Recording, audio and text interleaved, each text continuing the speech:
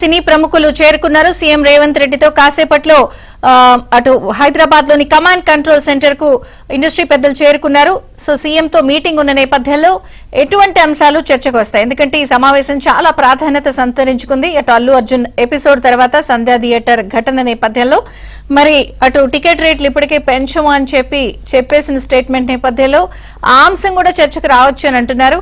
మొత్తంగా ఆసక్తికర పరిణామాలపై ఉత్కంఠ నెలకొంది. ప్రతినిధి సుజన్ ఉన్నారు అక్కడ కమాండ్ కంట్రోల్ దగ్గర వివరాలు అందించడానికి. సమావేశం ప్రారంభమైందా సుజన్? ఏ అంశాలు చర్చకు వచ్చే అవకాశం ఉంది? ఎస్ విజయ్ చంద్రిక, ప్రధానంగా రెండు అంశాలను మనం ప్రత్యేకంగా మాట్లాడుకోవాల్సిన అవసరం ఉంది.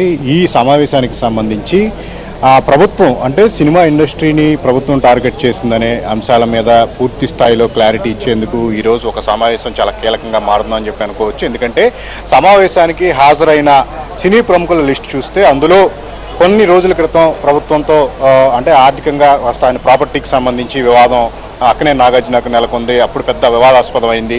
ఆ అంశాలన్నింటిలో ఇప్పుడు తాజాగా ఈ సమావేశానికి నటుల లిస్టులో అక్కినే నాగార్జున పేరే ముందుంది. ఆయన్ని ఖచ్చితంగా ఇండస్ట్రీ తరపు నుంచి ఆహ్వానితుల లిస్టులో ఉంచడం జరిగింది. ఆయన కూడా సమావేశానికి హాజరడం జరుగుతుంది. Point number 1. ఇక పాయింట్ నెంబర్ 2, ఈ సమావేశం పోలీస్ కమాండ్ కంట్రోల్ రూమ్లో పెట్టడానికి గల కారణం ఏంటి? పోలీసులకు సంబంధించిన బిల్డింగ్లో ఎందుకు పెట్టారు? అలాగే ఈ సమావేశానికి సినీ ప్రముఖులు, ప్రభుత్వ పెద్దలతో పాటు చిక్కడపల్లికి సంబంధించిన పోలీసులు కూడా రావడం జరిగింది. సో ఇదొక అంశం ఏంటంటే ప్రధానంగా సినీ ప్రముఖులు ఏదైనా ఈవెంట్స్ చేసేటప్పుడు ఈ మధ్య సంజయ్ థియేటర్ ఘటన అనేది ఎంత వివాదాస్పదమైందో మనందరం చూసాము. ఇటు ప్రభుత్వానికి ఇటు సినిమా ఇండస్ట్రీకి కూడా ఈ ఇన్సిడెంట్ అనేది చాలా అనేక రకాలుగా డ్యామేజ్ చేసిన పరిస్థితి ఉంది. సో దీన్ని వాడుకుని కొన్ని అనేక టర్నులు తీసుకుని రాజకీయంగా వాడుకున్నారు. ఎవరికి వాళ్ళు ఇష్టం వచ్చిన వాడుకుని ఈ గ్యాప్ను మరింత అంటే ప్రభుత్వానికి ఇండస్ట్రీకి ఒక గ్యాప్ ఉందని చెప్పి తొలి నుంచి జరుగుతున్న ప్రచారాన్ని ఇంత మరింత ఉధృతం చేసేలాగా కూడా ఈ ప్రచారం అనేది ఈ ఇన్సిడెంట్ ఆధారంగా చేసుకోవడం జరిగింది.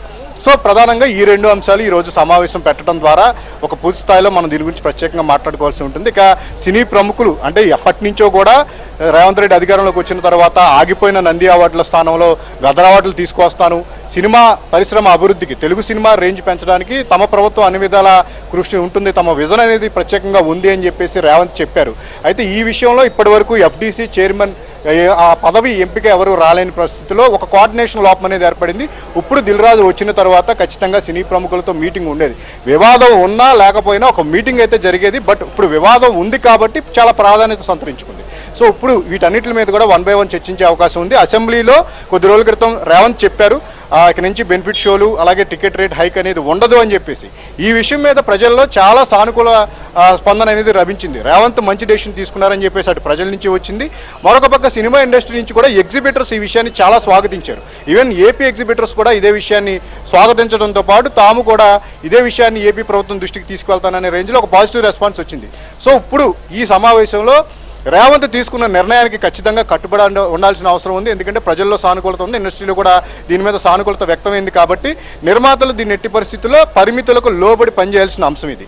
సో దీంతో పాటు ఎలాంటి సినిమాలకు ఇక నుంచి రాయితీలు ఇవ్వాలి, ఎలాంటి సినిమాలకు పర్మిషన్స్ ఇవ్వాలనే దాని మీద కూడా ప్రత్యేకంగా చర్చ జరుగుతుంది. ఎందుకంటే ప్రతి కమర్షియల్ సినిమాకి భారీ బడ్జెట్ అని చెప్పేసి టికెట్ హైకులు తీసుకుంటున్నారు, అదనపు షోలు వేస్తున్నారు. దీనివల్ల ప్రేక్షకుల నుంచి క్రేజ్ క్యాష్ చేసుకుని ఒక పరిస్థితి ఏర్పడింది. కాబట్టి ఇది మంచిది కాదు అని చెప్పి చర్చ కూడా జరిగింది. కాబట్టి ఇక నుంచి కొన్ని సెలెక్టెడ్ సినిమాలకే దీని మీద రాయితీలు ఇస్తే బాగుంటుందనే అంశం కూడా ఈ సమావేశంలో చర్చకు వచ్చే అవకాశం ఉంది. దీంతో పాటు హైదరాబాద్లో సంజయ్ థియేటర్ ఘటన తర్వాత ఈవెంట్ చేయాలి అంటే కనుక సినిమా ఇండస్ట్రీలో కూడా భయపడే పరిస్థితి నెలకొంది. ఎందుకంటే జరిగిన ఇన్సిడెంట్ ఒక ప్రాణం పోయింది, తీసుకురాలేని పరిస్థితి ఏర్పడింది. పోలీస్ డిపార్ట్మెంట్ ఎంతో కష్టపడి పనిచేసినప్పటికీ కూడా పోలీసుల వైఫల్యం అనేది ప్రధానంగా ఈ ప్రచారం జరిగింది. కాబట్టి ఈ అంశాలన్నిటి మీద కూడా ఖచ్చితంగా చర్చ అనేది జరుగుతూ ఉంటుంది. సో వీటన్నిటి మీద కూడా చిత్ర పరిశ్రమ సినీ ప్రముఖులతో ఏదైతే చిక్కడపల్లికి సంబంధించిన ఎస్ఐలు ఆ ఏసీపీ కూడా వచ్చి ఆనాడు జరిగిన ఇన్సిడెంట్కి సంబంధించి వాళ్ళను కూడా తీసుకొచ్చి ఇక్కడ మాట్లాడిస్తారా? సో ఫర్దర్గా ఫ్యూచర్లో చేయాల్సి వస్తే ఈవెంట్లు ఎలాంటి జాగ్రత్తలు పాటించాలి, అసలు వాటికి కూడా అనుమతులు ఉంటాయా లేవా అనే దాని మీద కూడా సమావేశంలో చర్చ జరిగే అవకాశం ఉంది. కంప్లీట్గా 45 మంది ఈ సమావేశానికి సంబంధించిన లిస్ట్ అయితే ఇప్పటికే మనం వచ్చింది. అయితే దీంట్లో 30కి పైగా కొంతమంది ఇక్కడికైతే సమావేశానికి హాజరవుతున్నారు. ఇక సమావేశం అనేది సీఎం వచ్చిన తర్వాత దీనికి సంబంధించిన సమావేశం ప్రారంభం కానుంది. ఏదైతే గత కొన్ని రోజులుగా జరుగుతున్న ప్రచారాలకు ఫుల్ స్టాప్ పెట్టేందుకు కూడా ఖచ్చితంగా ఇప్పుడు ఈ సమావేశం అనేది ఉపయోగపడనుంది.